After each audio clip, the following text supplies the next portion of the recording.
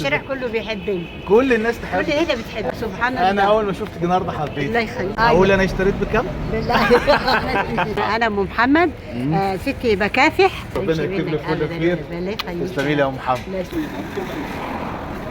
اهلا بحضراتكم. الفيديو ده مختلف جدا جدا جدا لان هكلمكم عن احدى عظيمات مصر، واحده وشها بشوش جميل جدا جدا جدا. اول ما تشوفها هتحبها زي ما حصل معايا الست الجميله ام محمد اللي تاكل من ايديها احلى عيش وفطير مشلتت. هفرجكم الاول على المنتجات وبعد كده هقول لكم كل التفاصيل. ايوه مشلتت اهو، والقرص اهي. ده بالسمنه البلد. بالسمنه البلد. ايوه عرفي بس نفسك لناس يا ام محمد. انا ام محمد، ستي بكافح طبعا. وربنا معايا الراجل جوزي عيان في البيت، وبكافح معاه وبكمل معاه حياتي. الله عليك يا ام محمد. يا رب يخليك. قولي لي بقى ايه الحاجات الجميله اللي انت بتعمليها؟ يعني انا شايف في ايدك. مشلتت اقعد جنبك وبعمل وتحكي لي بقى. قرص. ايوه قولي لي. كتير مشلتت وبعمل قرص وعيش. تمام. وكسكسي ومخروطه.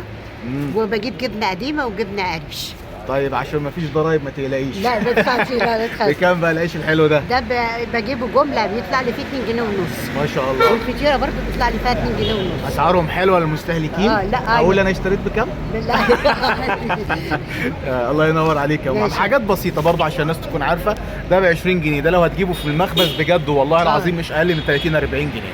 هنا عند ام محمد ب 20 جنيه ومعمول حاجه بيتي وحاجه نظيفه.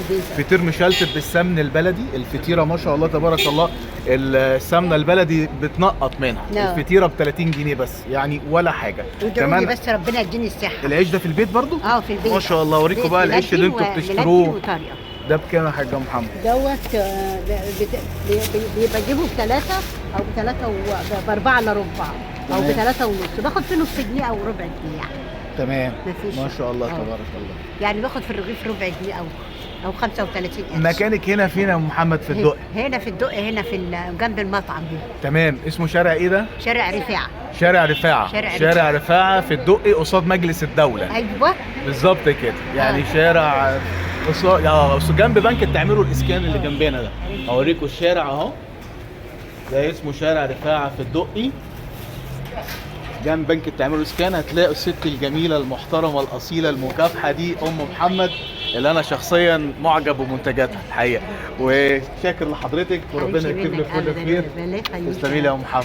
انت تموري باي حاجه بجد والله. الله يخليك حبيبي. ان شاء الله كل الناس في الشارع كله بيحبني، كل الناس تحبك. كل هنا بتحبني. انا اول ما شفتك النهارده حبيتك. سبحان الله. انا اول ما شفتك النهارده حبيتك. الله يخليك. حاسس ان انا شفت يعني جدتي والله العظيم رحمه الله عليها. ربنا يديك الصحه والعافيه ويبارك فيك.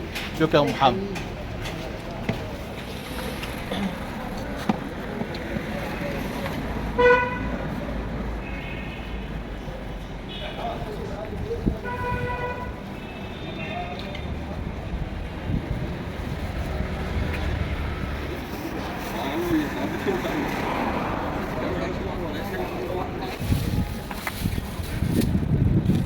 كده ما شاء الله تبارك الله. بس كده بس كده اهو.